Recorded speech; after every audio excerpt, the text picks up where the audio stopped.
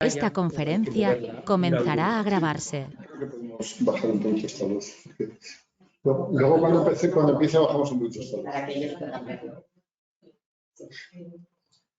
Hola, buenas tardes a todos los presentes y a la gente que está conectada online.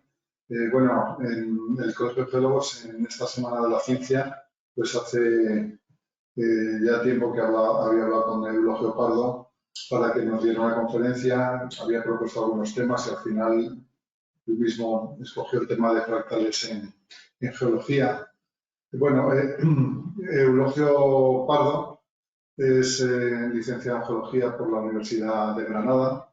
Ha estado mucho tiempo, bueno, más de 10 años en el Instituto Geológico Minero de España y desde hace poco tiempo está en el Instituto de Geociencias en la ciudad universitaria. El Instituto de Geociencias es un centro del CSIC y de la Universidad Complutense. Y entonces nos va a hablar sobre los fractales en geología. Y bueno, que tiene muchos aspectos en geología. Y yo, como no me quiero alargar mucho, simplemente voy a contar una anécdota de fractales y luego te dejo bien.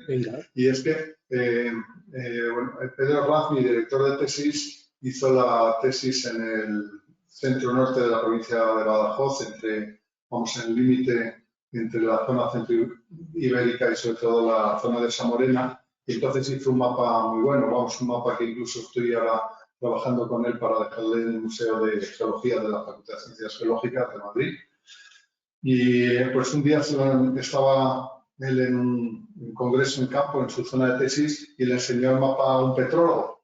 Y entonces el petrólogo le dijo, me creo tu mapa. Dice, así de entrada, dice, ¿por qué? Dice, porque tiene el mismo aspecto que una lámina delgada de un gneiss, del gneiss del Valle del Matache. Y entonces, pues claro, el mapa responde a los mismos esfuerzos a nivel de decenas de kilómetros, como es lo reflejado en un mapa a escala 1/100.000, que era el caso, que una lámina delgada. Entonces, de esos detalles, de muchas más cosas, es lo que nos va a hablar Eulogio Pardo esta tarde. Luego, al acabar la conferencia, tanto los que estáis en la sala como la gente que está conectado a través de Internet, pues podéis plantear las cuestiones que os parezcan oportunas. Pues muchas gracias Eulogio, y te cedo la palabra. Y vamos a quitar un poquito de luz delante para que se vean mejor los asistentes, se vean mejor la pantalla. Ya tengo aquí. Sí. Sí, pues muchas gracias Agustín por tus amables palabras y también por tu ejemplo, que me tenías que haber dado antes para haberlo incluido. Como voy a tratar muchos aspectos, pues eso, ¿no? Hay muchos especialistas, ¿no?, en cada una de las ramas de la geología y yo voy a tocar un aspecto muy general, ¿no? Entonces, como bien ha dicho Agustín, mi formación es de geólogo. En Granada también realicé la tesis doctoral, pero fue justamente ya empecé, aparte de geomatemáticas, fue geoestadística con el doctor Mario Chica Olmo como director de tesis. Y entonces lo normal, esto es una foto de en el despacho, ¿no?, donde trabajo, y simplemente he puesto los... Espera un momentito que no estamos viendo la... No se está pasando. No está pasando.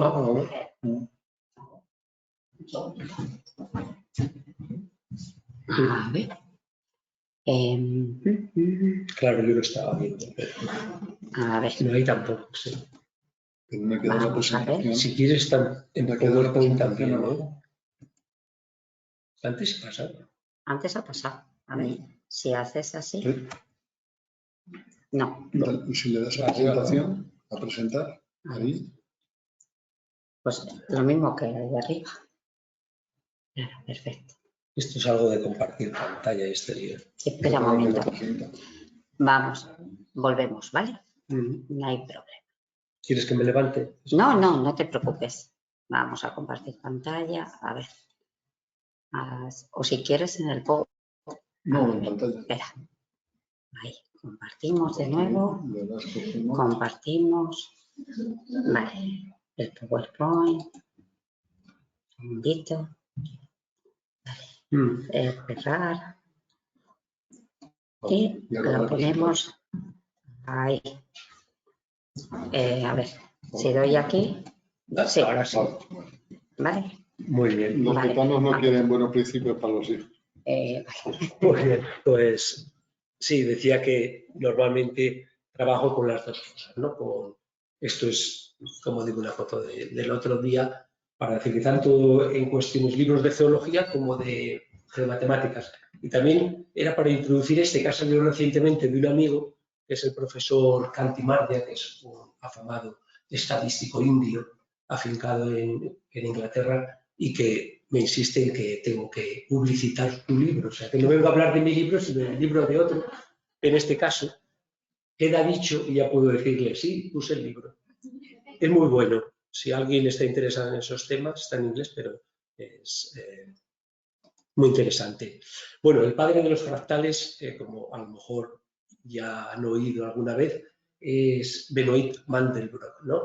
Es un matemático francés de origen polaco que después se nacionalizó estadounidense y trabajó en IBM fundamentalmente, con una gran libertad y bueno, desarrolló un montón de ideas originales. En concreto, esta de fractales, que ya había venido de matemáticos anteriores, como lo que llamaban monstruos matemáticos, o sea, que era una cosa como ejemplos matemáticos muy raros. Pero este le dio Mandelbrot una utilidad. Y después, en los años 80, con los ordenadores personales, como ya se pudo visualizar los fractales en ordenador, pues ya fue el boom, ¿no? Digamos. Y sigue todavía estando de moda y de aplicación, por supuesto. Como ven, falleció en 2010, ¿no? Tristemente. Entonces, en su libro Geometría Fractal de la Naturaleza dice una frase que es, yo le he puesto en imágenes y por eso me voy a acordar más o menos. Dice, las nubes no son esferas, y ya ven ahí que las nubes tienen un aspecto así algodonoso, muy irregular, nada que ver con una esfera, que es propia de la geometría diferencial, ¿no? De las matemáticas en su estricto de clásicas. Las montañas no son conos, tampoco tienen esos conos, aunque se pudieran modelizar como esos conos, ven que son muy rugosas, no tienen, no sé, bueno, no hace falta puntero, ven que se fuesen conos, pero es muy rugosa esas paredes, no tiene esa suavidad. Las costas no son circunferencias, esas bahías que hay ahí no son esas, si dividiésemos esas circunferencias para dos, de nuevo, hay muchos entrantes y salientes. La corteza de los árboles no es suave, es muy rugosa. Es un ejemplo de biología, pero no podemos permitir como el siguiente, puesto que así está en lo que él dice, ¿no? Y los rayos no viajan en línea recta. Es decir, que los fractales, todos los ejemplos anteriores que he puesto, son estos, objetos irregulares, ¿no? Donde hay un mismo patrón que se repite a diferentes escalas. Ahí tienen un árbol y tienen diferentes cuadrados de diferentes colores. Cada vez vamos tomando un área más pequeña. Entonces lo que se puede observar es que, bueno, pues hay dos propiedades, no, perdón. Como aquí veo las dos transparencias, esta y la siguiente, lo que se puede observar es que tienen el mismo aspecto, ¿no? Conforme cojo partes más pequeñas, es decir, una rama grande, después de esa rama quito otra rama, de esa rama una rama más pequeña, siempre parece un árbol. Parece, o sea, es lo que se denomina, bueno, las dos propiedades es que una parte se parece al todo y se denomina autosemejanza. Sí, es una autosemejanza estadística, se parece. En el caso de fractales estadísticos, o sea, matemáticos, quería decir, perdón, no estadísticos, donde hay una fórmula que genera los fractales, esa semejanza es perfecta, exacta, pero aquí es simplemente estadística. Es decir, aquello parece un árbol, lo otro sigue pareciendo un árbol y ese tipo de árbol, además, si hubiese sacado otra fotografía de otro tipo de árbol que tiene las ramas así más alargadas para arriba, pues saldría, se parecería a ese tipo de árbol. Entonces, estas dos son las características de los fractales, muy sencillas. Una parte se parece al todo, es la primera, y en segundo lugar, eso es lo que le confiere la segunda propiedad, y es que no hay una escala o tamaño característico, que se llama técnicamente invarianza de escala. Esto lo aprende un geólogo en su primera visita al campo, cuando salimos de estudiante, que cuando se hace una foto en el campo de una estructura geológica hay que poner un objeto para saber de escala, para saber, unas veces está claro, pero otras veces que si no, no vale para nada. No sabes si lo que estás viendo son centímetros, son metros, kilómetros, etcétera, ¿no? Y entonces, para afianzar este concepto de invarianza de escala, pues es esto, ¿no? Si yo pusiese un dado, pues eso es una ramita de 3 o 4 centímetros, asumiendo 1 centímetro para el lado. Ahora sería una ramita pues de 20 centímetros, el bolígrafo que tenga 15. Ya tenemos aquí un árbol de 1,5 metros, 2 metros, según la altura de una altura media, ¿no? Los objetos que estoy poniendo no tienen esa propiedad de invarianza de escala. Y eso con una casa, pues puedo decir que ese árbol puede tener 15 metros, ¿no?, de altura. Si pusiese solo la foto, sin ese objeto que utilizo de referencia, no podríamos decir cuál es el tamaño, la escala de ese objeto, ¿no? Y como decía eso, los geólogos, la invarianza de escala. Que sea invariante de escala no significa que sea autosimilar. Por ejemplo, podemos tener un pliegue, hay pliegues de tamaño centimétrico, hay pliegues de tamaño plurikilométrico, de decenas, centenas de kilómetros, pero no significa que dentro del pliegue, si toma una parte, tenga que haber otros plieguecitos. O sea que nosotros, los geólogos, muchas veces utilizamos invarianza de escala, generalmente, y ya un caso más restrictivo sería fractal. Invarianza de escala y autosemejanza. Una parte se parece al todo.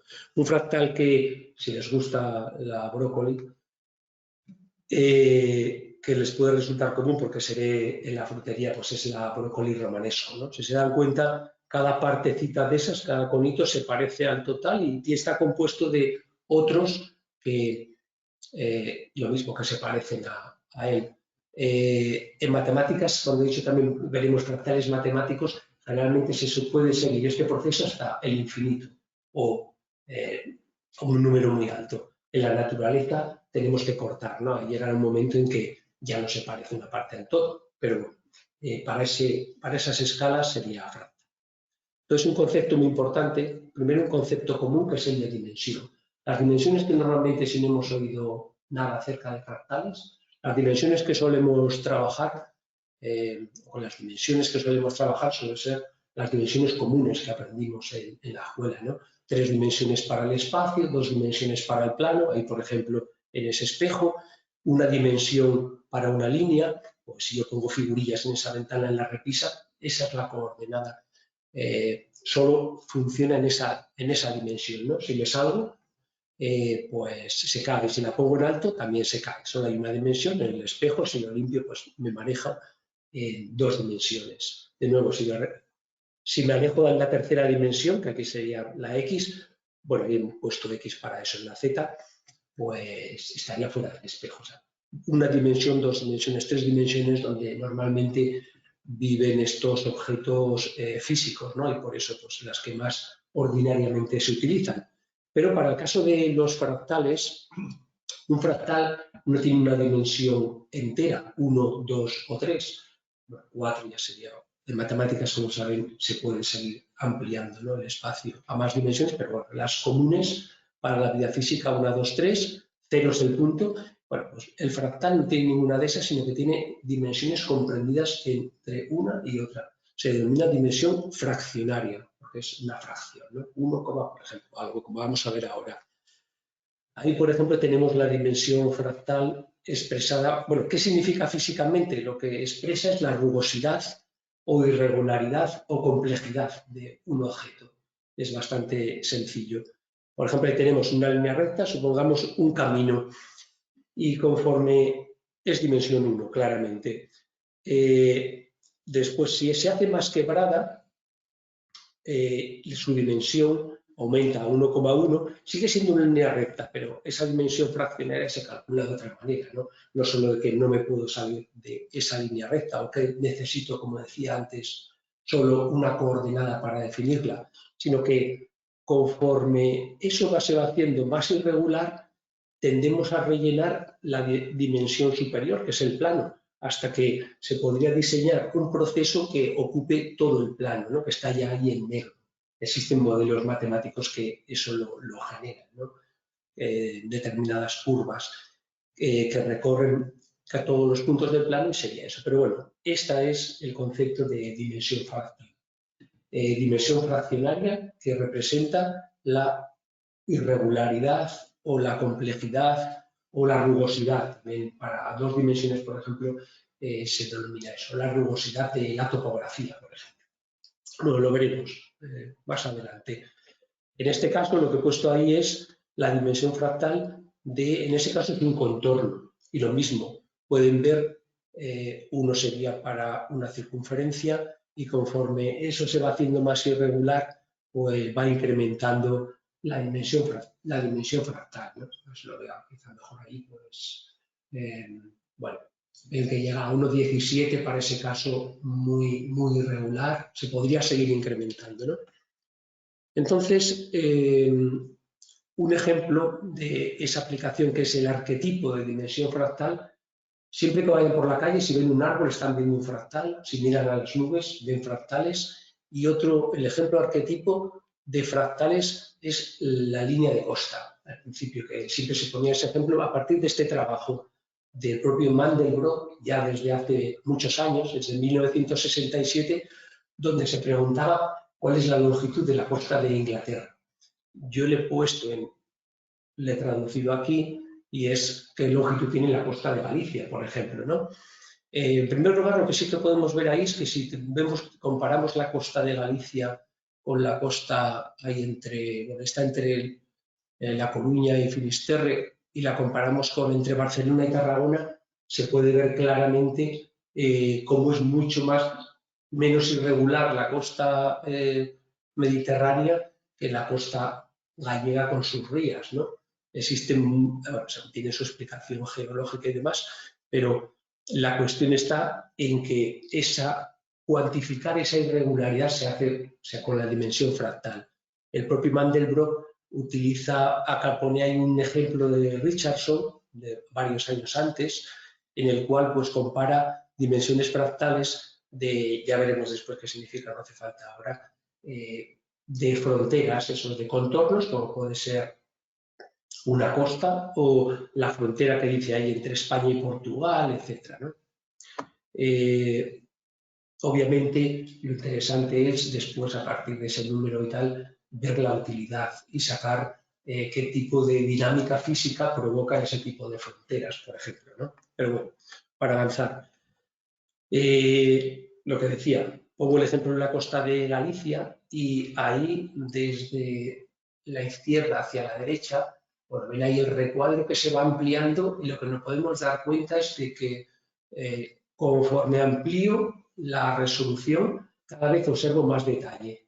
Entonces, si fuese a medir esto, que generalmente se hace tomando una regla, entonces supongamos que esa regla mide 5 centímetros, pues se va recorriendo toda la costa, después paso a un segmento, a una regla más pequeña, de 1 centímetro, y afinaría más, pero la cuestión está en que se puede demostrar que entonces, si se sigue ese proceso, podríamos llegar incluso ahí, se me he parado ahí, porque ya no tenía ninguna imagen más, pero simplemente en una roca de mano, todavía podríamos ir por irregularidades. Ya pasaríamos después al nivel microscópico, al nivel atómico. En definitiva, lo que salía era que la costa de Inglaterra le sale que tiene, y la de Galicia, longitud infinita, ¿no? Si se hace eso. ¿Cómo se calcularía en estos casos? Puesto que después vamos a ver un ejemplo de esa dimensión fractal, como digo, utilizando en ese caso un segmento de 28 kilómetros, creo que pone, sale una longitud de la costa de 140 kilómetros, si utilizo un segmento de 14 kilómetros, pues salen 168 y así sucesivamente iría incrementándose progresivamente, ¿no? También, por ejemplo, si se fuese a alambrar la costa donde se ponen unas estacas y alambrada de cada 5 metros, obviamente todo esto serían subestimaciones. Es mucho mayor lo que la distancia. Y, por ejemplo, se calcula, se utiliza este tipo con simulaciones cuando se quiere establecer, y la verdad es que ya no sé, cuando cable submarino, no sé si ya no se utiliza por satélite todo, pero bueno, con el cable submarino que tiene que ir por el fondo del mar, si se utilizan sondeos o batimetría y se utiliza una interpolación lineal, una línea entre esos sondeos, pues se subestimaría la cantidad de cable que se necesita. Tampoco sería infinita, aunque podríamos razonar como lo de Galicia, porque ese cable al final tiene una determinada resistencia, ¿no? Que se dobla de una determinada manera y se adapta a unas determinadas irregularidades, se adaptaría, ¿no? Pero como digo, se subestimaría si se hiciese de esa manera. Creo que voy a avanzar un poco más rápido. Bueno, un ejemplo de un fractal matemático que se utiliza en geología como modelo es este objeto que se tiene ahí, que se denomina la esponja de Menger o el cubo de Menger. No sé si se pronuncia Menger o Menger, pero bueno. Cada cara de ese cubo es lo que se conoce como una alfombra de Sierpinski. Son fractales matemáticos. Simplemente es una aplicación muy sencilla, repetida infinitas veces o un número muy alto de veces. Vamos a ver cómo se generaría una alfombra de Sierpinski. Si alguien quiere hacerse este modelo en Harsey o algo, pues puede mirar. A partir de un cuadrado hay dos pasos muy sencillos. En el primer paso, con dos líneas verticales equidistantes, que dividen en tres partes iguales, mejor dicho, de distancia de los extremos, si se quiere, el cuadrado en la vertical y otras dos líneas en horizontal, o sea, dos líneas. De hecho, esto es para que salga perfecto, se ha puesto así. Se podría hacer sin tener que estar exactamente iguales, pero bueno. Es el paso 1. Siempre que haya un cuadrado se hace esa operación. Dos líneas verticales, dos líneas horizontales. Y en un segundo paso lo que se hace es ponemos de otro color el central. También podría ser vaciar, crear porosidad, por ejemplo, para un caso geológico, de un medio geológico. O sea, o lo vaciamos, aquí no tiene sentido, obviamente, simplemente pongo otro color, que eso significa el vacío o significa otra fase, lo que sea. Entonces, ¿qué se me han generado? Ahí tengo 8 nuevos cuadrados. O sea, lo aplico a los cuadrados que quedan, no al negro. Eso ya no hay cuadrado. He dicho que le he quitado. Como tengo 8 cuadrados, aplico la misma cosa. Para cada uno de los 8, 2 rayas verticales, 2 rayas horizontales. Aquí. Ahí están y vacío el del centro. Lo repito para los 8 y ya tendría la alfombra de Sierpinski con la segunda iteración. Vuelvo a repetir. Fijaos que se me han generado 8 para cada uno de los 8 cuadrados anteriores. Y entonces repito para cada uno de esos pequeñitos y ya tengo la alfombra de Sierpinski después de 3 iteraciones. Con el ordenador se podría ir muchas más. También existiría un límite porque al final tenemos unos píxeles y no podemos ir por debajo de eso, pero bueno, quedaría pues más complejo y más interesante, como decía, si se hace uno y se lo pone de patrón en una camiseta. Y además, si ya te pones que la dimensión fractal es 1,89, pues ya lo completas, ¿no? Esa es la dimensión fractal. Decía que hemos quitado el central, se podría haber quitado cualquiera de ellos, incluso elegido al azar, y ya generamos un fractal no como este, que como decíamos, una parte pequeña se parece al todo, y si enseñamos una parte no sabemos el tamaño porque no sabemos en qué iteración estamos. Se podría haber generado aleatorio de esa manera, ¿no? Entonces voy a comenzar, esto era un inciso porque después esto lo utilizaremos también, pero voy a comenzar un poco un recorrido y como digo, de muchas de las áreas yo no soy experto, simplemente he cogido ejemplos de fractales para ir recorriendo todas estas áreas. Comenzamos con paleontología y generalmente lo que sí es donde más se utiliza, o sea, la parte de estas disciplinas geológicas en las que más se han utilizado los fractales. No todas. No voy a enseñar de todas, pero sí las más importantes, en las que ha habido más polémica o ha mostrado más interés, etc. Bueno, pues estos son ahí tienen una reproducción de cómo podría ser un ammonites, que es un cefalópodo que vivió hace millones de años, se extinguieron como los dinosaurios, ¿no? Hace 63, 66 millones de años, y ven que tiene una concha enrollada. Existe un fósil viviente, porque es otro orden, pero es muy parecido, que se llama los nautílidos, y ese es ahí tenemos a un nautilus, Y entonces, bueno, después me he dado cuenta de que muchas veces ponen este como ejemplo de fractal, porque si coges un trocito pequeño de ahí, digamos, desde la parte central, un número de cámaras, pues lo mismo, se parece al todo. Pero no, yo no me voy no voy a esa parte de la cuestión fractal, sino que ahí ven que está partido por la mitad y se ven muy bien las cámaras. En la derecha tienen el organismo, es actual, con lo cual con su concha nacarada, etcétera, pero en las cámaras ven unos tabiques que se denominan septos y esos septos, la intersección, el contacto con la cámara interna, con el caparazón, pues se denomina sutura, ¿no? Y eso es lo que ahí tienen, por ejemplo, una muy bien conservada. De nuevo, ven ahí la sutura de la Monites, que podría ser una parte esta de la costa de Galicia, ¿no? Si uno se apura. Entonces, es otra parte que se estudia en paleontología cuando se estudian estos organismos fósiles de este tipo.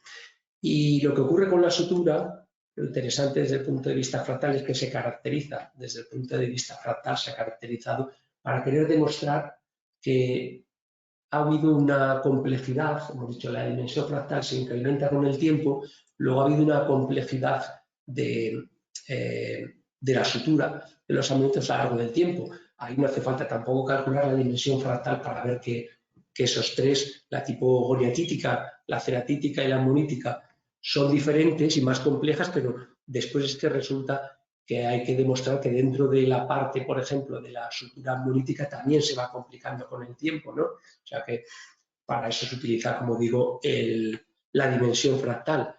Ahí tienen, por ejemplo, para una serie de cientos de millones de años, la dimensión fractal calculada, no me acuerdo exactamente si ahí está la referencia, si era a nivel de familia, a nivel de género, pero bueno, hay una dispersión, como ven, pero sí que se ve que la dimensión fractal aumenta con el tiempo. Esto es lo que es esperable en geología. No se puede esperar que una línea, que eso fuese una línea recta, porque bueno, hay miles de factores, ¿no? Igual que un plano de falla, pues a pesar de incluso que hayan muy bonitos y sean bastante lisos, tampoco es un plano perfecto desde el punto de vista matemático. Tiene sus ondulaciones, sus rugosidades, etc.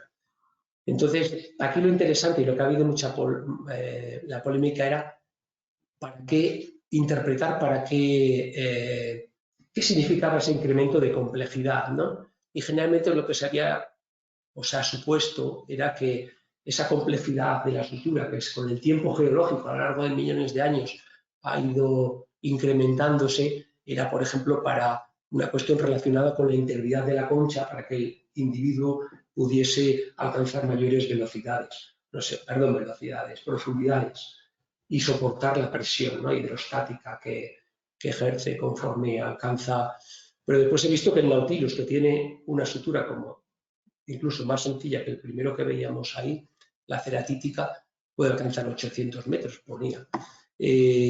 Entonces, bueno, ahí está, se ha hecho muchos trabajos sobre eso, ahí está el misterio que aún no está totalmente resuelto. También se ha propuesto la aerodinámica de la concha para la velocidad de nado, que eso pudiese permitirle unas formas longitudinales, ¿no?, más aerodinámicas. Bueno, la cuestión está también que qué pasa con los de gran tamaño. Ahí tenemos el récord mundial de lo que se ha encontrado, que es de, no sé qué pone, 1,90 metros, por 80 metros, exacto, y 1,44 es el mayor que se ha encontrado en Bulgaria. Y si se ven en detalle, pues son del Cretácico, ese género, y son, tienen una sutura muy compleja. En este caso parecería que eso podría ser también, está relacionado con el tamaño. Este es un trabajo del año 2022 de un investigador de la Universidad de Málaga y tiene una relación entre dimensión fractal y tamaño. Y se ve que, bueno, se ve esa nube de puntos y esa recta que ha ajustado ahí, pero parece incrementarse con el tiempo y también parece que se incrementa con el tiempo el tamaño de los ammonites, es el de parte derecha. Entonces, de ahí podría inferirse que efectivamente también para mayor tamaño necesitaría más integridad.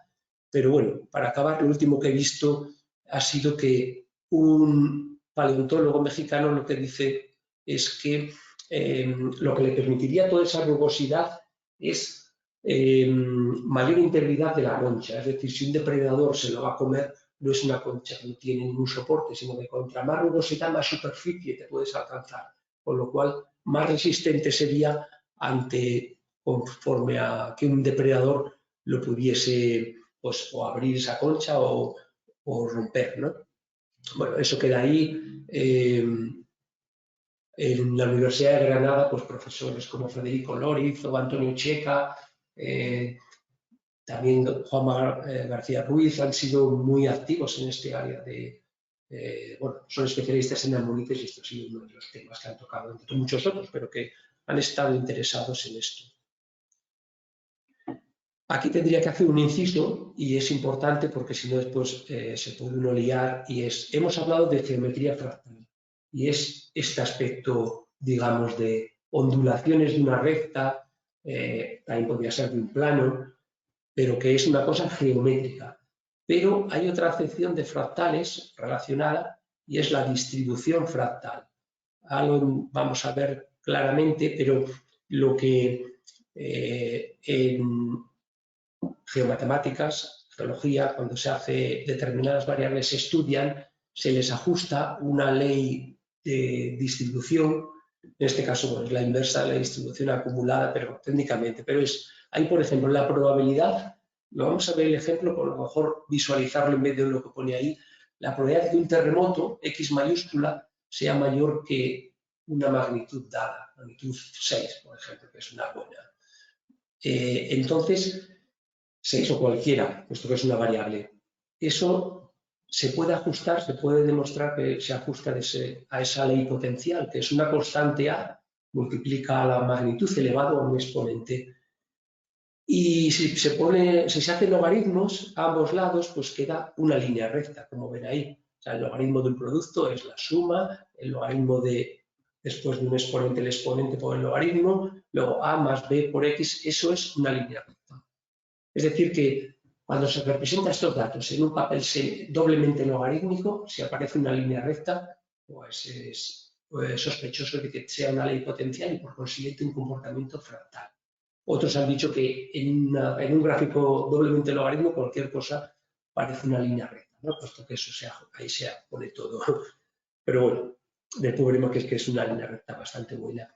Por ejemplo, ese objeto que tienen ahí geomorfológico, esa geoforma, esa geomorfología, es una dolina, es una depresión cerrada típica de terrenos geológicos muy característicos donde hay carbonatos, por ejemplo, también en yesos, pero carbonatos, calizas, dolomías, etc.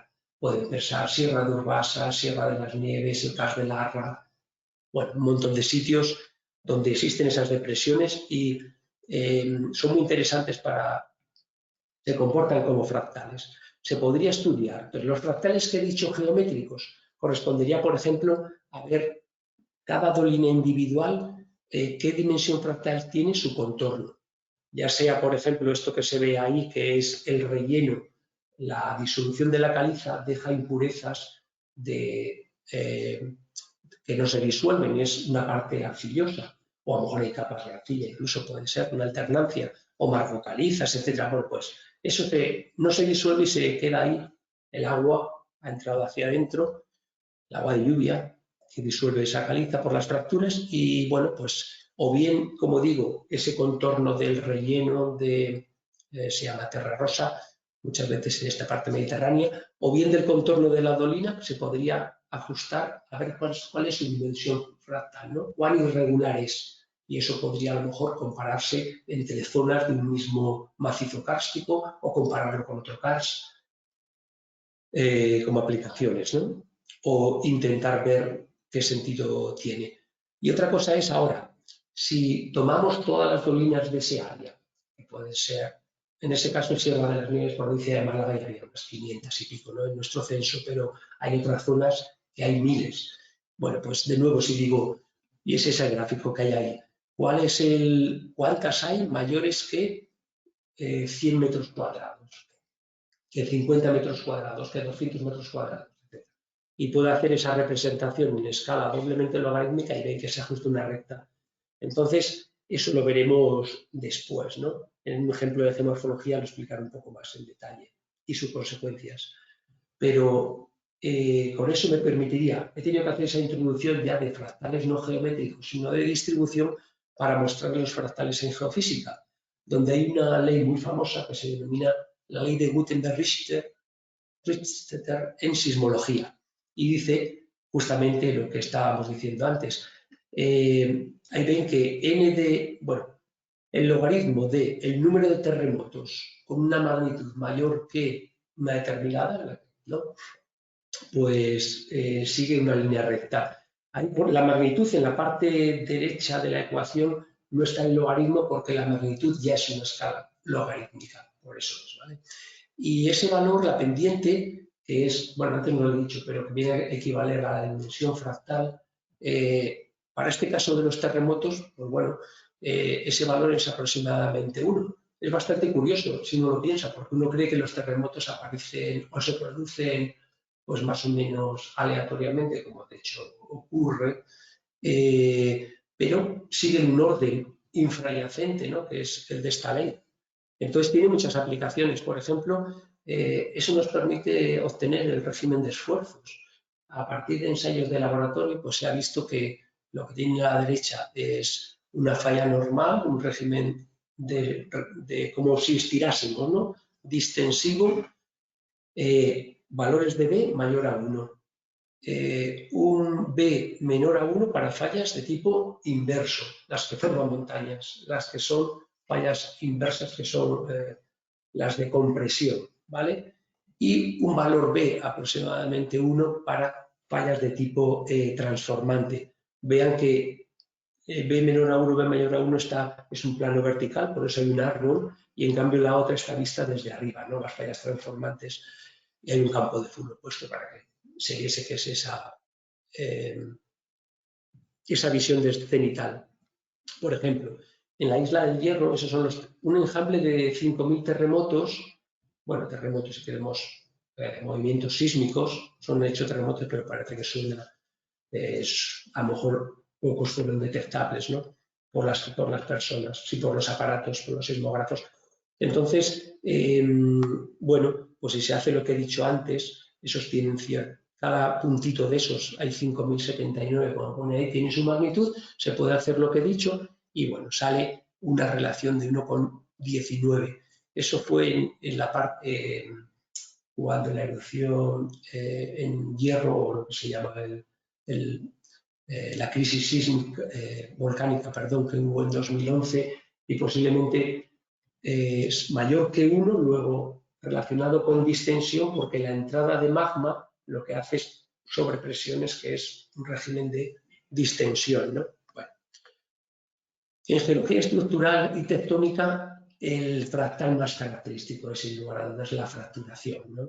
Ahí tienen una fracturación, una red de fracturas, se denomina trazas, ¿no? O sea, en un mapa, fotografía aérea, fotografía de satélite, están dibujadas muchas en el mapa geológico, dependiendo de la escala.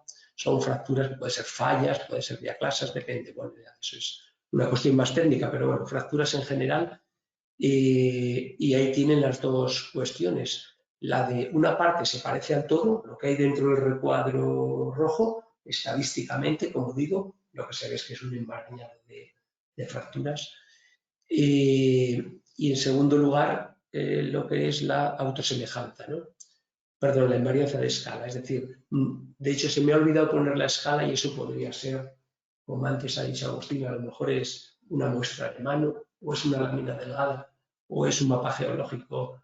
Creo que era era una zona que eso puede tener 200 metros, creo que era, pero es igual, es precisamente para el punto, para incidirnos en ese punto. ¿Cómo se calcula la dimensión fractal de esa red de fracturas? Voy a ir un poquito rápido. Esta es la fracturación de Sierra de las Nieves. Entonces, para que sí sepan incluso que lo pueden aplicar ustedes, el método que se denomina el contar cajas, el box counting, ¿no? Entonces, lo que hacemos es, como hemos hecho con el segmento anteriormente para la costa de Galicia, pero ahora estamos en 2 dimensiones. Antes era el contorno de la costa, ahora son 2 dimensiones, que es ese plano con esas líneas, pues utilizo cuadrados, ¿no? Ahí tengo ese cuadrado de 8 kilómetros y lo que contabilizo es cuántos cuadrados contienen fracturas. Da igual dónde o si solo es una, o sea, ¿tienen o no tienen fracturas? Sí, pues ahí sale 6 porque pueden ver claramente, y si alguien esto me contradice, ¿no? Que hay 6 cuadrados. Si desciendo ahora aumento la escala pues aparecen 13.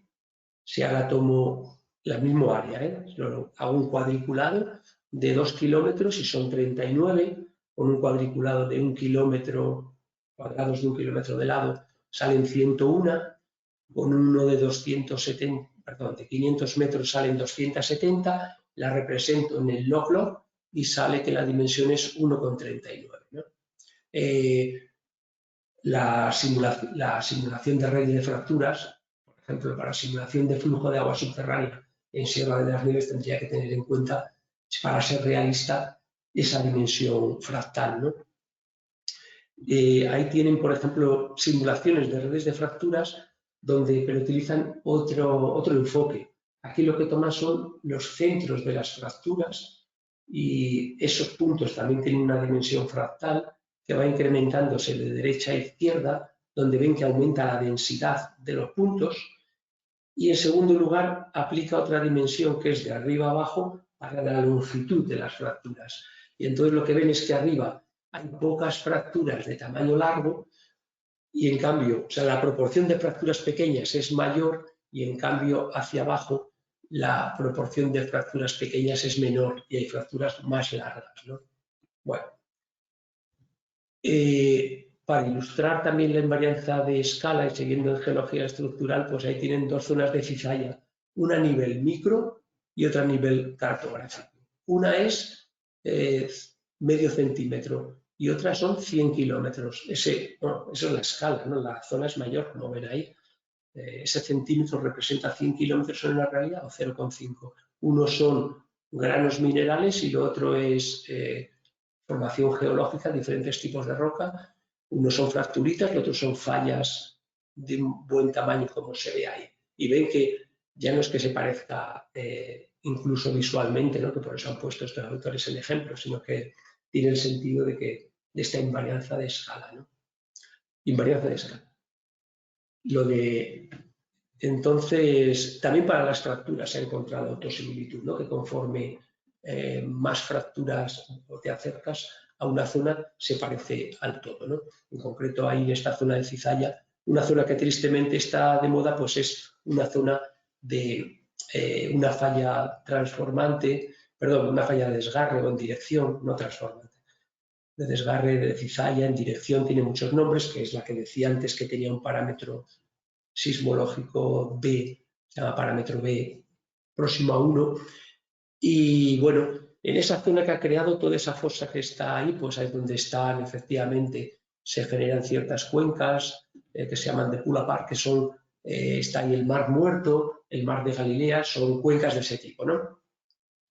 Los pliegues de Palmira que se ven arriba también están relacionados a esto, a esta zona de cizalla. Y entonces, pues, lo que se me ocurrió para ilustrar esto fue idear este artilugio que ahí se introduce un material granular y eso está dividido, como ven aquí, se separa, ahí ven las dimensiones con esa moneda de 1 euro y entonces se quería generar fracturas. De hecho, el experimento se presentó en Ciencia y Nación y lo denominé fracturas fractales, se llamaba. Tenía que haberlo después denominado de otra manera, según me aconsejaron, como verán después, más, pues aquí vienen muchos niños y tal. Ahí tienen, por ejemplo, un resultado con talco donde aparecen, como ven, donde esas zonas donde el terreno se abre, que es donde estaría, lo que he dicho antes, en la zona real, el Mar de Galilea, el Mar Muerto, y otras zonas que se produce compresión y se eleva, como montaña, como fuese la montaña que decía antes, los pliegues de Palmira y una serie, desde el punto de vista técnico, aparece todo el juego de fracturas que aparecen en este tipo de experimentos, ¿no? Fracturas de Rieder conjugadas, etc. Hay hasta 6 tipos. y esto entonces, como decía, se presentó en Ciencia en Acción en Vila de Camps y se llamaba Fracturas fractales, y los del jurado me dijeron que podía haberle llamado Cómo mover placas tectónicas con el dedo, que también es verdad, ¿no? Es una buena analogía. En geomorfología kárstica vamos a retomar la alfombra de Sierpinski. Voy a desordenar, he dicho que también sigue siendo un fractal, porque ya decía que lo de elegirlo, el del centro, cuando hacíamos el proceso de hacer la alfombra de Sierpinski, era simplemente arbitrario, puedo haber cogido cualquiera para que saliese así bonito, pero puedo desordenarlo. Después no tiene por qué ser un cuadrado perfecto, sino que sea un poquito así irregular. Entonces, ahora lo comparo con una muestra de, esto tiene unos 50 centímetros, la parte de la derecha es una muestra de calizas miocenas de Palma de Mallorca, que pasó el compañero Pedro Robledo del Instituto Geológico y Minero en Palma de Mallorca, y si ya lo pongo en blanco y negro, pues bueno, esto lo dejo así, no hace falta entrar, se podría demostrar numéricamente y tal, ¿no? Una demostración matemática, pero que ya ven ahí la intuición de por dónde van, como la porosidad efectivamente es fractal, ¿no? Este señor Karl demostró que el tamaño de las cuevas tenían una dimensión fractal de 2,7, estas cuevas de Estados Unidos, ¿no? Las de Little Brush en Utah. Y bueno, justamente esa es la dimensión de la esponja de Merger, si se desordena, ¿no? También se ha descubierto para las cuevas tridimensionales una dimensión fractal de 5 tercios. Nosotros lo hemos mostrado prácticamente en nuestras zonas de estudio. Siempre es eso. Cuando es menos es porque falta parte por descubrir, que los espeleólogos tienen que investigar para descubrir.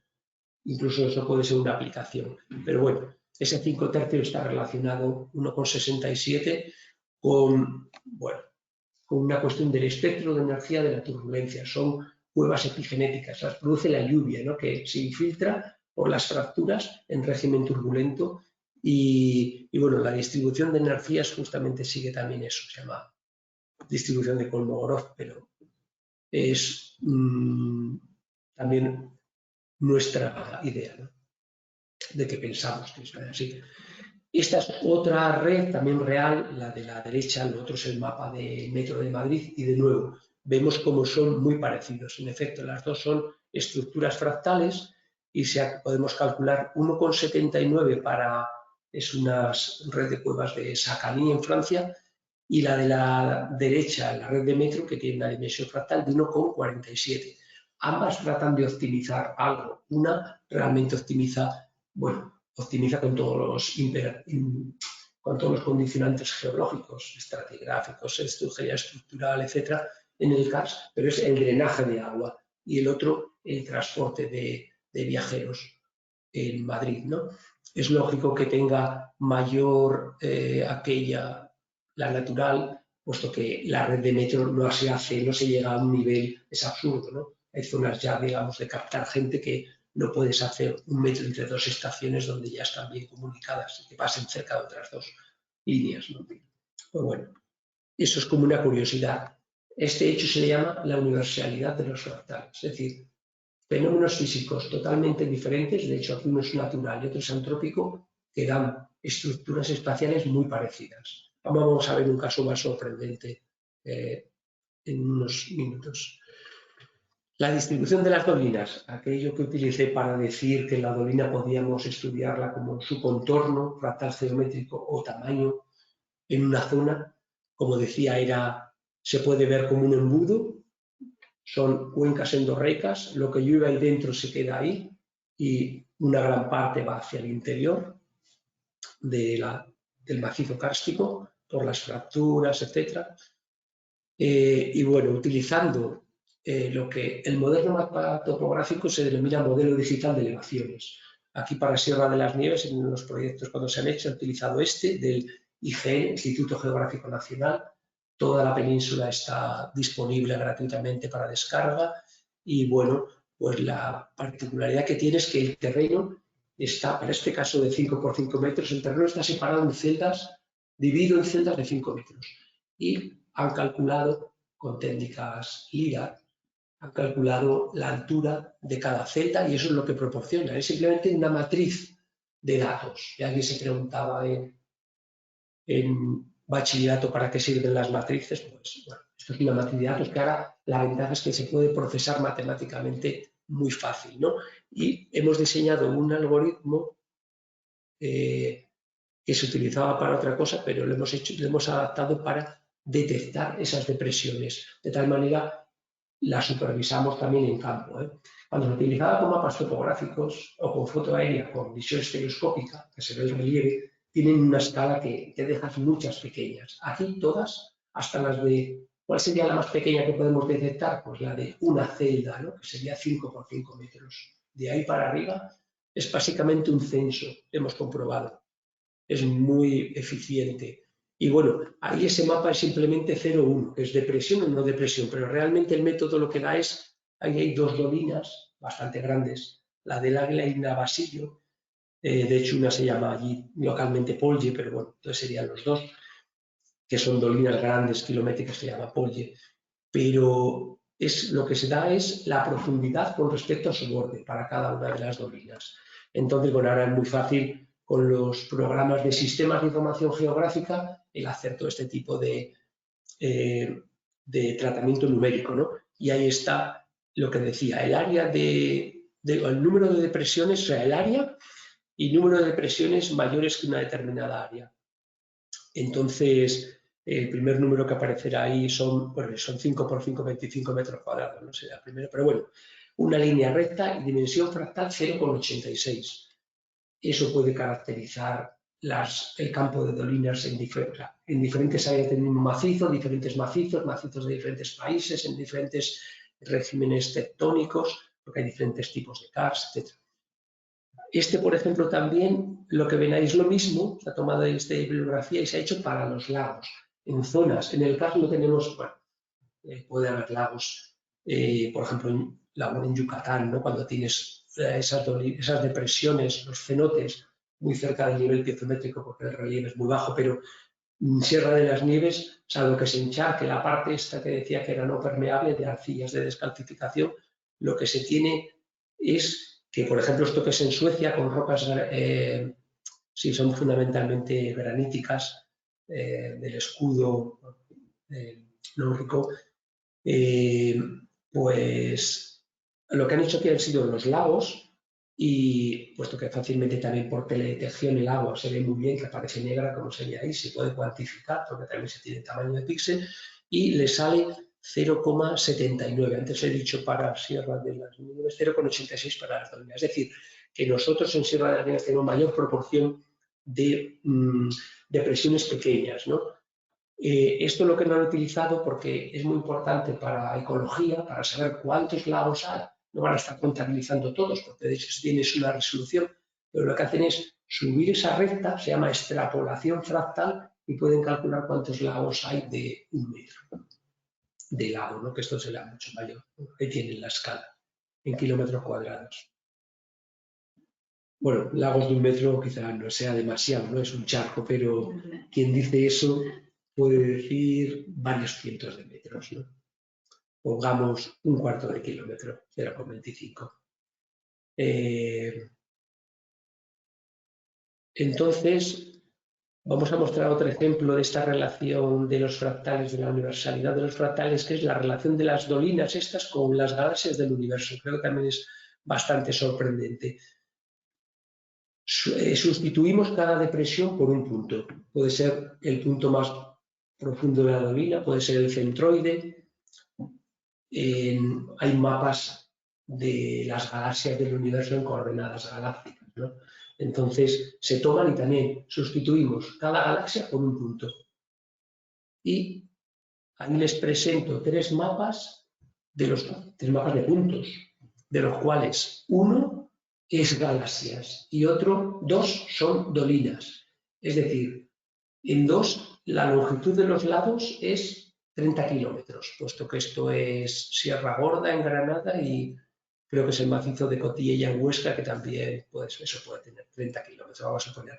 Y el otro son millones de años luz, universalidad de los fractales. A ver, si piensen cuál creen ustedes que es el de galaxias. Ven que en los dos casos hay zonas de huecos, zonas con muchos puntos, incluso se arquean. Si ven ahí en la parte de los huecos, se arquea esto. Bueno, A, B o C, elijan y ya les digo que es el A. Esos son millones de años de luz, dimensión fractal 1,38 y bueno, esa es la estructura de galaxias en el universo. No están aisladas, están formando clústeres, superclústeres, etc. Pues las dolinas igual. Y, decía Mandelbrot como conjetura que existía algo infrayacente que era también fractal. En el caso de las dolinas, infrayacente, y bueno, podía haber mostrado antes con las dos dolinas que he presentado, que se desarrollan en el sentido de la fracturación. O sea, que infrayacente está el campo de fracturas que fractal. Y para el caso de galaxias, esa es una simulación de la ESA de la materia oscura, sea lo que sea. Eso, pues ven ahí que la teoría es que en donde se intersectan esos filamentos de materia oscura se genera galaxias. Entonces también incluso se parece, ¿no? Donde hay más densidad de fracturas y aquí hay más densidad de esa materia oscura, lo que sea. Otro ejemplo, universalidad de los fractales en relación de geomorfología kárstica con cosmología, ¿no? Es la relación del KARS y estos procesos de agregación limitada por la difusión.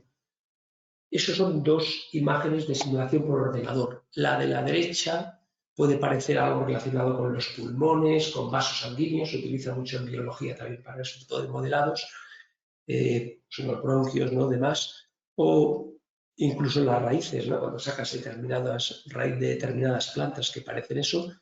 Y en el caso de la izquierda, que es lo mismo, se ha generado por ese proceso, pues una red de drenaje. Lo que a mí me sugiere desde el punto de vista geológico, dendritas de pirolusita, bueno, un montón de, cada uno puede pensar. Eso se genera por un proceso que se denomina, un proceso es algo dinámica del tiempo, se genera un aglomerado, la difusión es un proceso físico que simplemente se distribuyen, las partículas se mueven de donde hay más a donde hay menos por un proceso de caminata, de camino aleatorio, que es esto. O sea, un camino aleatorio y discreto es esta, también le llaman el paseo de una persona que está ebria, ¿no? Por no decir bebida, que es un paso adelante, otro atrás, o a un lado o al otro, con la misma probabilidad. Esto es discreto, también podría ir a las diagonales, ¿eh?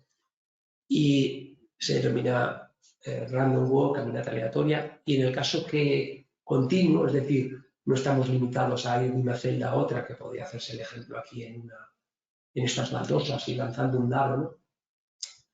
En una simulación de caminata aleatoria, no hace falta beber para eso. Pues ahí tienen que la dirección es al azar y la longitud también dentro de unos límites, y bueno, eso se llama movimiento browniano. Entonces, bueno, con eso hemos simulado redes kársticas muy realistas, ¿no? Que después se utilizan en modelos matemáticos de flujo de agua subterránea en el KARS. Se empieza con una población muy grande, que son 500, en este caso, para ejemplo, 500 trocitos tomados de esta red experimental.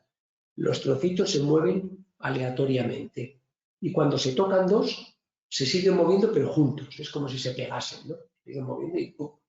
Y entonces, claro, como se van chocando y se van pegando, pues cada vez hay menos hasta que se genera esa red.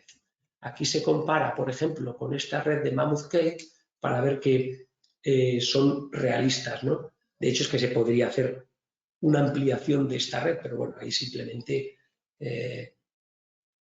ver que tiene la misma. De hecho, la dimensión fractal que sale, teóricamente, o sea, era 5 tercios.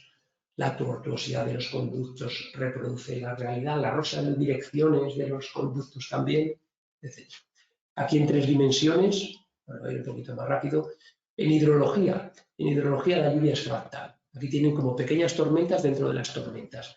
Y esto lo voy a pasar porque viene todo junto en un paquete que es también fractales en hidrogeología. Ahí tienen un acuífero, una formación geológica, por ahí se ha hecho una cantera ya no pero que almacena, así podríamos ver que es una formación subterránea, ¿no? Donde se almacena el agua de lluvia que se infiltra en el terreno, es una gravera. Y entonces, pues bueno, pues este profesor americano demostró en 1990 que un modelo fractal puede explicar un fenómeno que es muy frecuente en hidrogeología, que bueno, hasta cierto punto es un producto de la heterogeneidad de la geología. Lo que antes ha dicho Agustina, este es un caso. Y es que contra mayor es el área que observamos, pues mayor es la heterogeneidad que incluimos, pero se parece a la heterogeneidad primera. Y esto es un fenómeno que, bueno, hay que cuantificar de alguna manera lo que observamos, y es un parámetro hidrogeológico que se denomina la dispersión, ¿no? Es decir, si se tiene un contaminante, pues bueno, se va dispersando, pero en primer lugar porque al pasar ahí entre dos poros, pues en la parte central tiene mayor velocidad, después es muy irregular, muy tortuoso el camino de la porosidad entre los granos, ¿no? De diferente tamaño, y se va dispersando de tal manera que, bueno, si ahí hay un depósito de residuos sólidos, pues bueno, que esté cubierto para la lluvia, el agua subterránea si hubiese, digamos, enterrado, ¿no? Que no se hace, pero bueno, para poner el ejemplo, pues que cómo se propagaría un contaminante, ¿no? Que saliese de ahí, de esa fosa. Entonces, esto que tienen ahí es, alguien se ha molestado en tomar trabajos donde se tenía tamaño de acuífero y el parámetro de macrodispersividad y se puede ver lo que decía antes, que sigue una relación lineal dentro de lo que es la geología, ¿no? Es una línea recta, pero con una gran dispersión por un montón de factores que no van a hacer una línea recta, pero eso justifica un modelo fractal. Ahí tienen lo mismo, pero es con la longitud de correlación, ¿no? De un campo. Tienes un acuífero, tienes tus parámetros para transmisibilidad o para permeabilidad. Bueno, no entro a lo que es eso. Entonces, en hidrogeología se podría utilizar para generar modelos numéricos del medio geológico fractal, la generación de variables climáticas, vale para la lluvia, y también series temporales, que es variables geológicas y climáticas. Entonces, me salto la parte técnica. Ahí tienen, por ejemplo, una simulación, y esto es lo que digo que se podría utilizar ya sea en 2 o 3 dimensiones, pues la imagen, ven que conforme, ahora es una dimensión fractal en el plano, por eso lo que tiende a rellenar la superficie, si se representase en 3 dimensiones, es decir, lo que está en colores, si lo representásemos como un número que subiese hacia arriba, pues ven que va aumentando la dimensión fractal conforme es más irregular ese campo. Que eso podría imaginar que es lluvia, por ejemplo. Aquí lluvia en una ladera que se incrementa con la altitud, ¿no? En la falda de una montaña. Y en unos casos pues se podrá ajustar un modelo u otro. En el último caso serían que los datos están no correlacionados, ¿no? Que es simplemente un ruido blanco. Bueno, por lo menos la imagen para ver visualmente ese efecto, ¿no? Pero también tienen muchísimas aplicaciones en esa parte. En mineralogía, petrología, pues la porosidad es fractal y los contactos entre minerales en una roca también son fractales.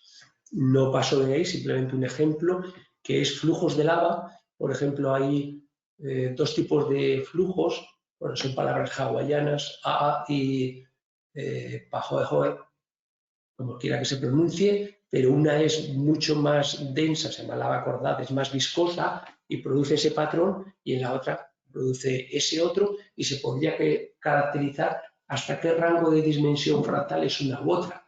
Ahora pueden suponer que se puede una sonda espacial que esté investigando en Venus, donde hay una atmósfera que no permite eso, todo se hace con radar, pues que tome unas imágenes de una zona que se suponga que es volcánica y se pueda decir si es de un tipo, si es de otro. Igual digo alguna borrada en ese sentido, pero para que tengan una idea de que esto tiene aplicaciones, ¿no? También en geología planetaria, sí. No sé si, voy a mirarla ahora porque igual... Llevamos ahora mismo justo una hora. ¿Vamos una hora? ¿5 minutos más? Sí, por supuesto. porque quería poner unos audios, pero bueno, si da tiempo. Habrá una parte que puedo dejar también, no hace falta ir a todo.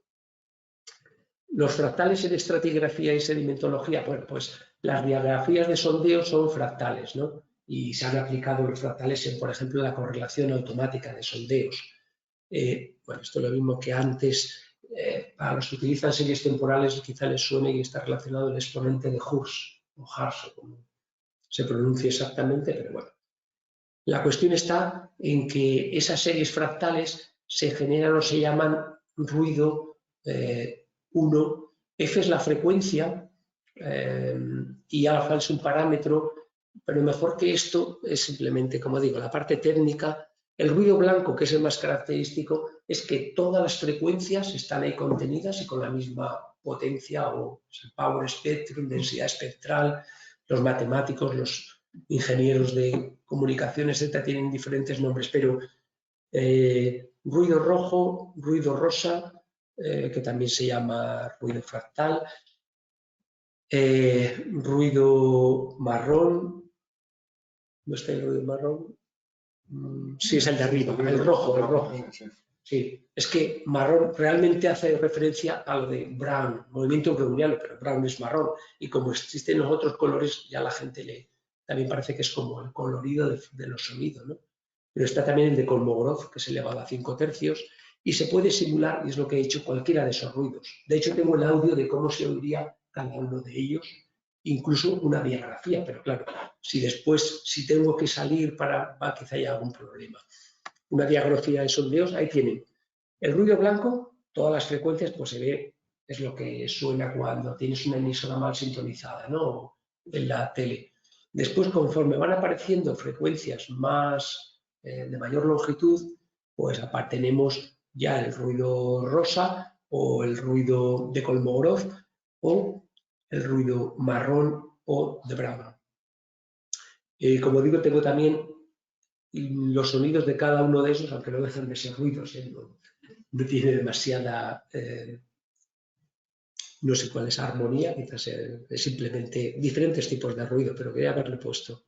Porque también íbamos a escuchar una diagrafía. Esta es una diagrafía donde se llama gamma ray, lo que detecta son, bueno, ahí lo dice, ¿no? Viene a indicar el contenido de arcillas, puesto que es donde más esos elementos, potasio, torio y uranio, pues están en desintegración, sus correspondientes isótopos radiactivos de desintegración radiactiva emiten una radiación que es de muy alta frecuencia, mayor que los rayos X, que es el gamma, y eso simplemente, este es un sondeo del fondo marino, es decir, primero hay que bajar la tubería hasta el fondo del mar y después sondear el fondo del mar, y después bajar un aparato que es que mide, se llama testificación de sondeos, que mide la radiación gamma, y eso lo pueden utilizar los geólogos para identificar pues, diferentes límites de capas, el contenido en la arcilla, diferentes índices de formación, etc. Y también se podría entonces oír también eso, como se oye, porque se parece, como ven, a uno de los ruidos anteriores. ¿Cuál? También tiene su cosa. Después, en geomorfología, la topografía también es fractal. Cuando he estado hablando hasta ahora de fractal, también hay gente que le llama monofractal porque ha surgido un nuevo concepto que es el de multifractal, que realmente básicamente es, si se acuerdan cuando en cada iteración de la alfombra de Sierpinski es adoptar una diferente manera de elegir el número de cuadrados y demás. Por ejemplo, ¿no? Para hacer un modelo matemático de multifractal. Que la naturaleza es multifractal, bueno, eso se mete en un programa de ordenador que efectúa unas ponderaciones de la función de distribución y sale un número. La idea es que para cada escala hay una dimensión fractal. En vez de ser una dimensión fractal para todo un terreno, pues para cada escala, es decir, si observo a 5 metros, tiene una dimensión fractal, a 10 metros otra, y por eso en vez de un alfa, dimensión fractal alfa igual a 2,3, pues tiene todo un rango, o sea, una función. Hay que hacer un gráfico, porque como digo, esa dimensión fractal va cambiando. en mi opinión, es demasiado, para las cuestiones de geología, torcer. Bueno, aparece y se aplica, como es novedoso, pues se publica, ¿no? La gente que lo hace, pero lo que hemos utilizado en particular nosotros es otro concepto diferente, que es tomar regiones del terreno y calcular la dimensión fractal, el monofractal en esa región, moverte y cambiar. Es decir, si un fractal único no vale para todo un área, bueno, por lo menos seleccionemos áreas. Y también podría ser que no es fractal. O sea, todo eso podría ser la topografía. Bueno, se ha hecho en Sierra de las Nieves, ya con esto, pues para acabar. Le hemos aplicado en geología planetaria porque a nivel de Marte da este tipo de cosas. Son diferentes zonas de Marte, en este caso con datos MOLA, que viene a ser cada píxel 500 metros. Es una manera de verlo.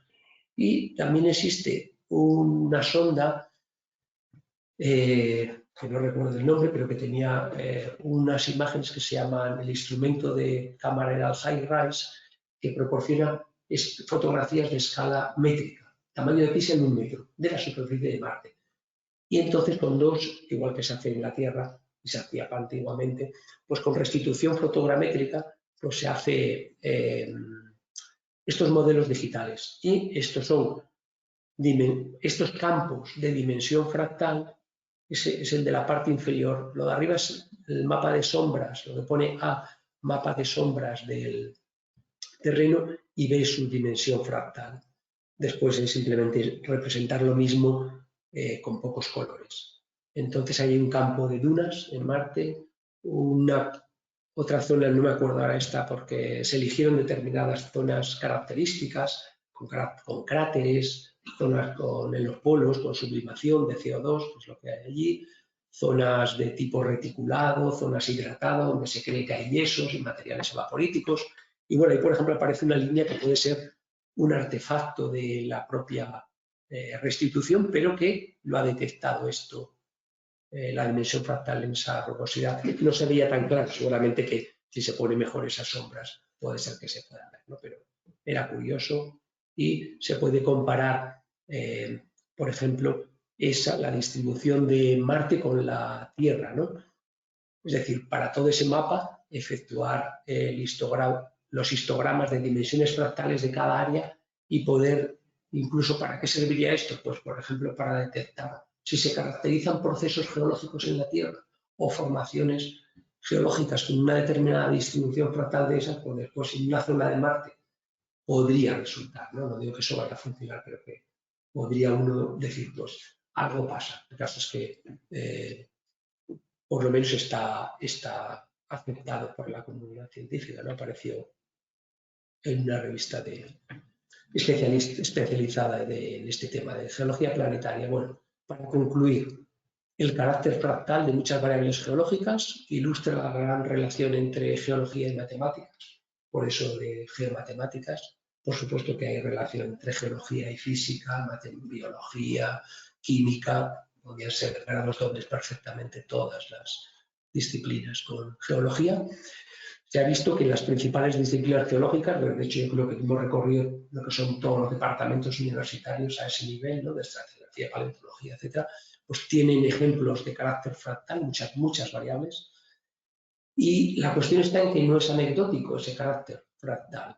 Como digo, el medio geológico produce las simulaciones, ¿no? Mejores modelos geológicos que se utilizan pues, en petróleo, en hidrogeología, en minería, utilizando este carácter fractal de las variables geológicas, simular la red de conductos cársticos, la extrapolación fractal, con lo cual nosotros en nuestro caso en Sierra de las Nieves determinamos la porosidad de conductos, la correlación con procesos geológicos, con formaciones geológicas, para el caso de geología planetaria, y bueno, por supuesto que especialistas que trabajen ya en cada uno de esos campos, pues tendrán muchos más ejemplos y saben mucho más que yo y sabrán esas aplicaciones.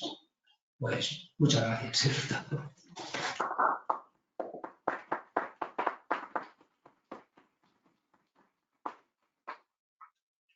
Te quería proponer antes de pasar a las preguntas y para concluir, ahora como has acabado, digamos, la presentación, igual nos podías poner los ruidos. Claro, es verdad. Mira, a ver. Sí se puede, porque son 10 segundos cada uno, con lo cual no Vale. vamos a emplear más de un minuto. Aquí. De acuerdo, pues vamos a, la verdad que vamos a empezar con el ruido blanco, que es el que les podría sonar, como digo, voy a bajar el volumen.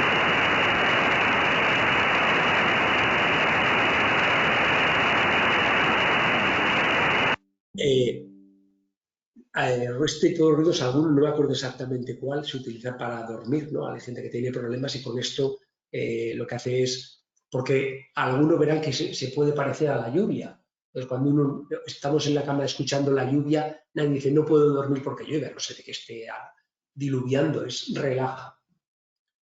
Es el ruido blanco. Ese tiene todas las frecuencias, por eso es tan estridente.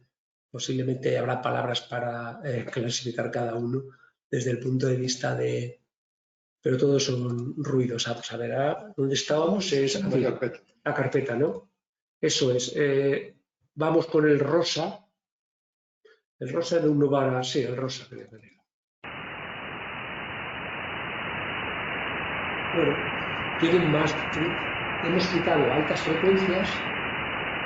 El espectro del ruido blanco era plano, aquí hemos quitado, y más predominancia de las altas frecuencias, que creo que es lo que va, según como lo he elegido, lo que va a ir pasando. Vendría el de Kolmogorov. Este hay que elevarle el sonido, quizá. Bueno, está. Es que era abajo, ¿no? ¿Aquí? Ah, vale, que es que era este, sí. Voy a repetir el de Kolmogorov porque creo que estaba muy bajo. Porque hay frecuencias más bajas. A mí me suenan todas igual, tengo que decir. Parece más un tráfico de fondo o algo así. Sí, algunas que son como un tráfico, otros son más lluvia, otro es, a ver. Vamos a ver el siguiente, creo que es rojo, ¿verdad? Sí. Rojo, que es todavía más... Claro, más frecuencias bajas hay que subirle más el volumen. Le subo, después me acuerdo de bajar porque vamos a ir a uno normal. Vale, repito el... Se oye Igual el sistema no lo recoge. Sí, se oye... Yo desde aquí, que no sé dónde estaba el altavoz, oigo un pelín, pero es una frecuencia muy baja, sí. Vamos a ver la diagrafía. La diagrafía, el sondeo real, creo que lo he puesto como este. Sí. Claro, en el otro he necesitado, está muestreado a 6.000 hercios, es decir, para cada segundo de grabación necesito 6.000 datos. Es dato por segundo. Pero esta tiene un número limitado, creo que hay 5.000 datos, ¿no? La diagrafía. Lo repito, si a alguien le suena a algo. Diagrafía de sondeo, creo que también esa era una. Sí, esta.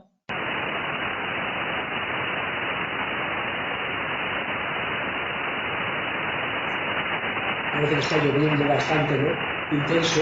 Es la diagrafía, pero lo que he hecho ha sido para incrementar el número de datos, se ha calculado la dimensión fractal y se ha interpolado hasta, son 5 segundos, hasta 30.000, con datos coherentes con los propios datos de la diagrafía, ¿no? Pero son datos, se han interpolado porque se necesitaba incrementar. Y este último, está aquí, que he puesto desconocido,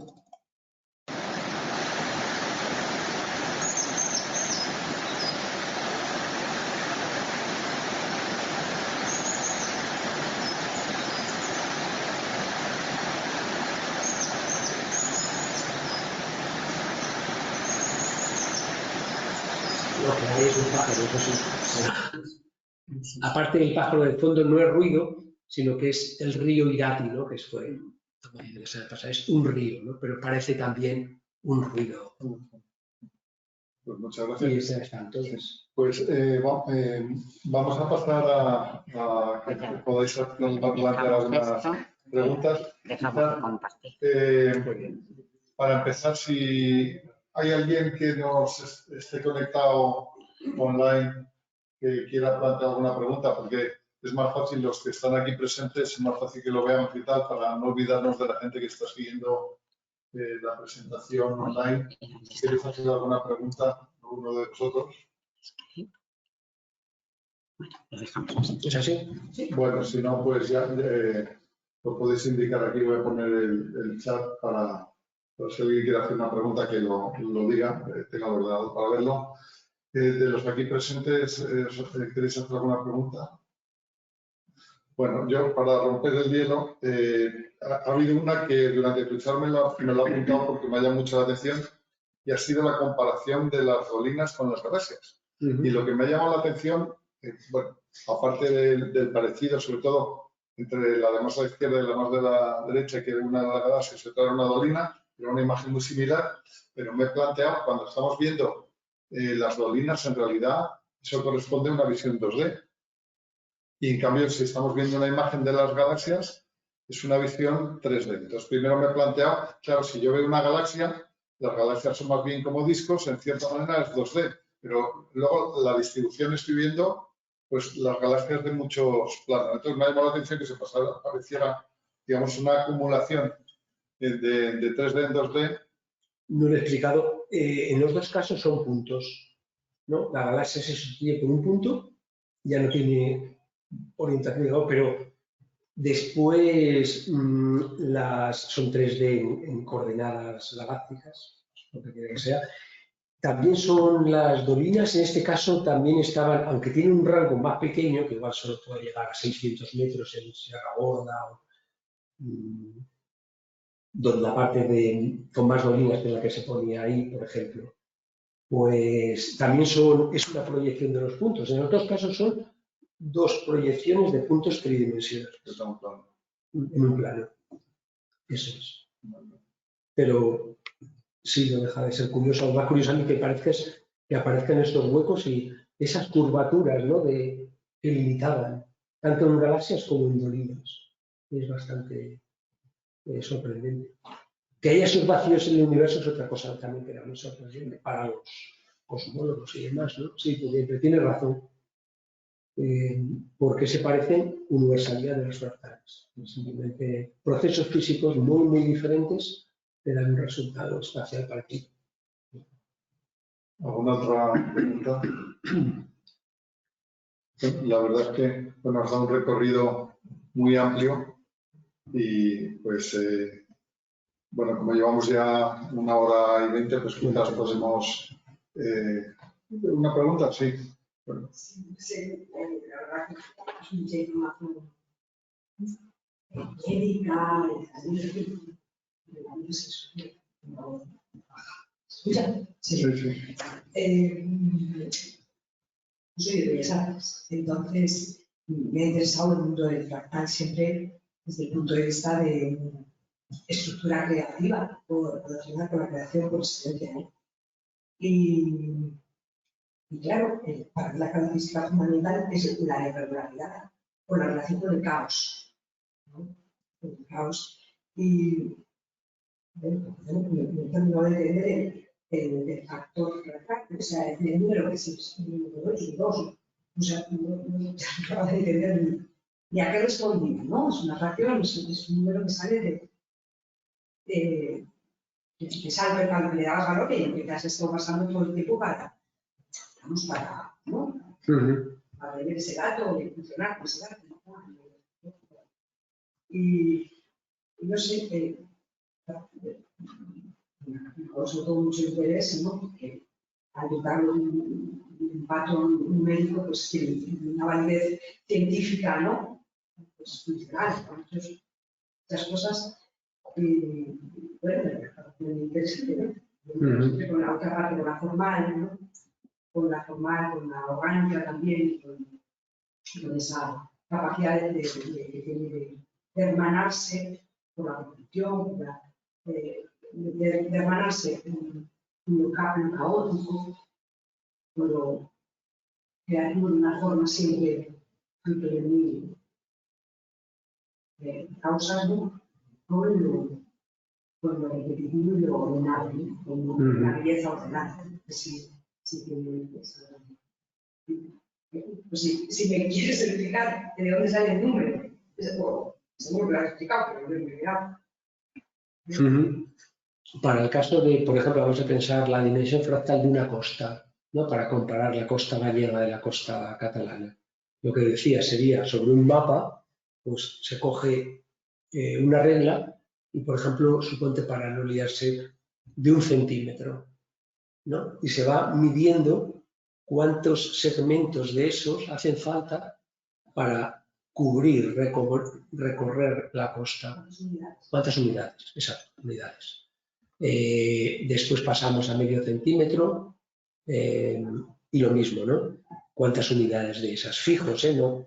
Es decir, no puedo de un punto a otro decir 1,3 centímetros, sino que la unidad de medida es ese segmento y eso es lo que tengo que colocar sobre la línea. Pasemos más a 2 centímetros, porque ya resulta difícil hacer eso, ¿no? Pero bueno, es el número de unidades, se representa después en un gráfico doblemente logarítmico, el número de unidades de cada una de esos segmentos y el segmento, la dimensión del segmento, ¿vale? Entonces, ahí tiene que salir una línea recta para que sea fractal. Sería lo característico, ¿no? Como hemos visto. Para el caso de, por ejemplo, 2 dimensiones, hemos visto que es lo mismo, pero con cuadrados. Se llama recubrimiento, es decir, cuántos cuadrados de un determinado tamaño necesito para recubrir mi objeto, ¿no? Que ir a una cueva o algo que esté, cualquier cosa. Por ejemplo, el árbol que hemos presentado, ¿no? Se pasa a blanco y negro, porque solo me interesa si hay ramas o no. Divido mi folio en cuadrados de 4 centímetros y cuento cuántos están con árbol dentro. Después pasaría a 2 centímetros, se incrementa el número de cuadrados y voy contando. Y así voy disminuyendo el tamaño del cuadrado, se puede ver como aumento de escala o y ahora represento un número de cuadrados que recubren para cada una de esas escalas, ¿no? De tamaño de cuadrado. Y lo puedes hacer con un simple garabato y después más y lo puedes ver y te sale, ¿no? Si lo pones así más o menos, bueno, sale un número. Bueno, otra cosa es que en función de cómo se haya hecho, pero si pones rayas al azar, seguro que te sale una dimensión fractal aproximada de lo que sería de lo que hemos visto, ¿no? Una red de fracturas aleatoria.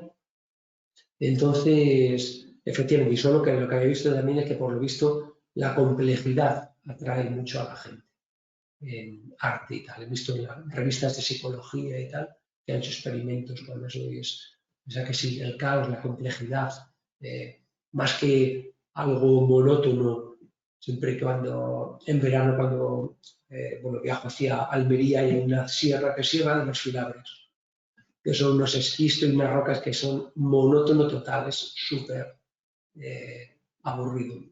En cambio llegas a tabernas y por lo menos ya cuando empiezas a ver en el desierto los baldas, los estratos, las ciertas formas, pues lo otro parece como una masa, sin ningún tipo de estructura. Cuando empiezas a ver estructuras, en geología, las líneas, el Gran Cañón del Colorado, pues tiende a atraer a la gente. Yo estoy seguro que el Gran Cañón del Colorado, si fuese con lo que se ve en esta sierra, pues sería mucho menos atractivo, ¿no? Pues el efecto de ver la estratificación, yo creo que atrae. Que en definitiva es complejidad, ¿no? Lo otro es simplemente una masa.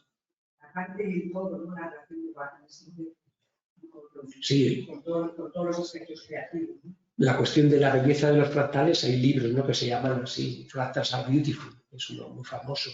Los fractales son bellos y es simplemente mostrar, pues, por ejemplo, el conjunto de Mandelbrot y otros por ordenador, donde es increíble las cuestiones que salen, ¿no?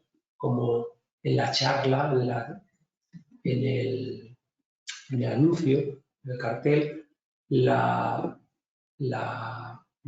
dibujo de abajo estaba hecho por inteligencia artificial, ¿no? Me dijo de alguien de aquí. Sí. No sé si ha sido el de la manita de la figura. Entonces seguramente que le puso fractal geología y ¿qué parece? Parece lo que hemos visto del Nautilus, parece una escalera barroca, es una cosa muy compleja que el conjunto uno de los conjuntos que no recuerdo ahora el nombre, Mandelbrot bueno, hay varios que son muy famosos, ¿no? Y conforme vas haciendo como si tuvieses un microscopio y una amplificación, aparecen escenarios pues, increíbles, ¿no? Y todo es una iteración matemática en ese caso. En geología, en ciencia natural, ha llegado un momento en que ya se acabaría, salvo, yo creo que el único que se puede más asimilar a eso de ir hacia el infinito es la línea de Costa, es que conforme vas viendo más detalle, bueno, sería muy difícil un momento definir porque es que ya empieza a llegar ahí la marea, las olas y tal, entonces dónde está la línea realmente, ¿no? Pero es muy curioso, sí. La verdad que es una explicación súper clara y muy interesante la que has hecho, porque a mí muchas veces me habían contado en otras conferencias, he oído, dice, ¿cómo puedes ver los fractales? Pues, por ejemplo, si tú tienes lo típico, la frontera de Portugal o la de la costa, pues si según coges el mapa, aunque cojas un escalímetro a su escala, pues según vas siendo más detallada, cada vez tiene más kilómetros la costa, porque cada vez vas dando más vueltas.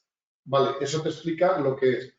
Pero dices, ¿por qué varía? En cambio, la manera que tú lo has explicado de ir variando en la misma escala, digamos, el detalle que vas haciendo, ahí sí que te permite hacer esa, digamos, cuantificarlo, y el cuantificar lo que te permite hacer esa regresión y ver si se ajusta a la recta. De otra manera, te permite, digamos, visibilizarlo, pero no cuantificar. Por eso es una explicación, vamos, que has hecho tanto para 1D como para 2D, clarísimo.